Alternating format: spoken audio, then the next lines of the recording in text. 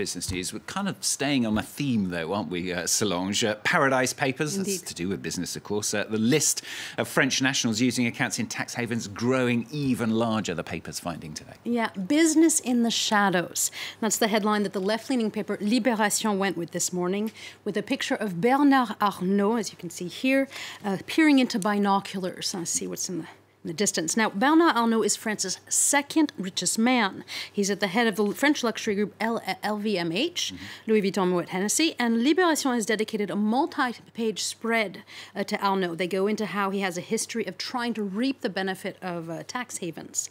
Back in 2013, he applied for Belgian nationality after having moved most of his stocks to Belgium to benefit from the 3% inheritance tax there. The move at the time caused a huge uproar in France and began to affect his businesses. So Arnault backed down and from the plan and remains a French citizen. But Libération says Libération says he's still up to his old tricks of trying to pay as little taxes as possible. The article adds that since the Belgium scandal, Arnault has donated heavily to different charities, cultural groups, and newspapers in what Libération calls a somewhat successful regilding of his image. Certainly a very smart yacht, anyway. And the paper pointing out that Arnault's tax plan, I mean, it's entirely legal, isn't it? Yeah, Libération goes into the legality of it, and they talk about companies that uber-wealthy individuals and businesses use. They cite a couple like Pricewaterhouse and EY, the former Ernst & Young. Libération tells us that these firms are big business. Pricewaterhouse, for example, brought in 33.6 billion euros last year.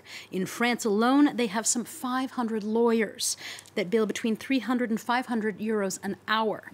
Now, the communist paper L'Humanité talks about this legal tax scheme in its editorial this morning saying we've come a long way from the days of suitcases filled with cash. The paper also says that governments in Europe are very much in the know, and there are even countries that actually help these businesses like Apple, Whirlpool, and Uber to get around the taxes. Now, how do they do this? L'Obs shows us that EU leaders are acting shocked and surprised, but they've known this for a long time. The paper asked whether they are really going to do something, and they say, L'Obs says that they're sort of faking outrage, that if government officials really wanted to change things, they would France and Germany would need to sit down with the Netherlands, Ireland, and Luxembourg, who often court multinationals and have a very kind of tough talk. Well, let's switch gears. Going to stick with the EU, though. The 28 members of the Union, they're meeting today, as we were talking about with Maeve earlier on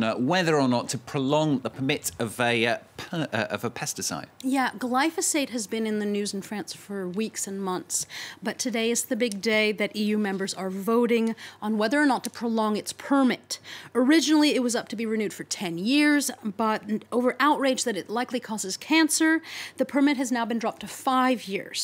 But Libération explains that over half of the EU member states are against prolonging the permit, so voting it in might be tricky. Now, Libération says that France, Italy, and Belgium are against prolongation, and that France's environment minister has proposed to ban the pesticide in 3 years' time if a viable replacement is found.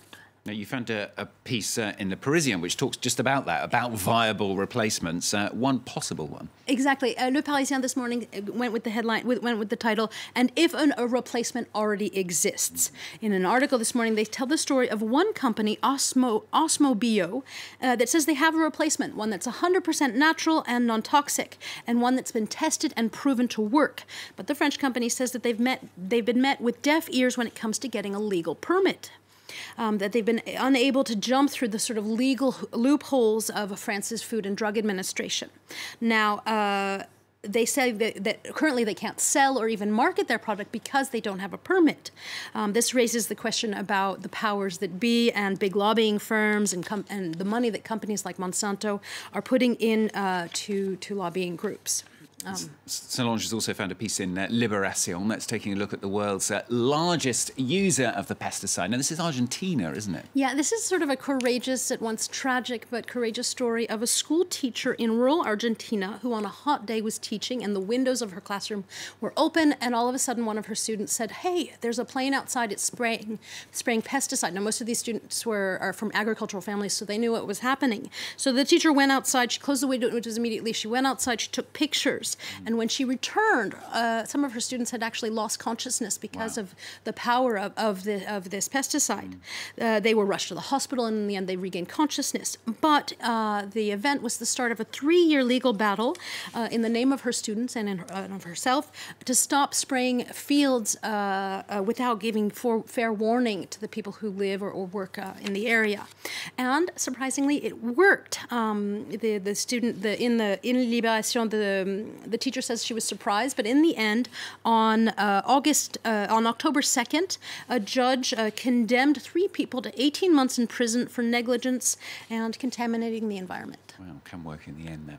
And finally, a quick word from Solange. Jean-France's favourite sport. We're talking football, aren't we? Yes, we are. This morning, L'Équipe is asking some questions. They're focusing on the future makeup of the national team for the World Cup. And the Sports Daily asked whether Karim Benzema will be allowed back on the team. And the paper says that despite his prowess on the pitch, it's unlikely that the French coach will allow the Marseille native on the team because he still needs to tidy up his judicial woes for blackmailing another player with a sex tape. So it's unlikely he'll be able to play. Sneaky way of putting it. Tied up with it, judicial woes. Okay. Yeah. Solange there with the French press review. She'll be back, of course, with the international one in a couple of hours' time.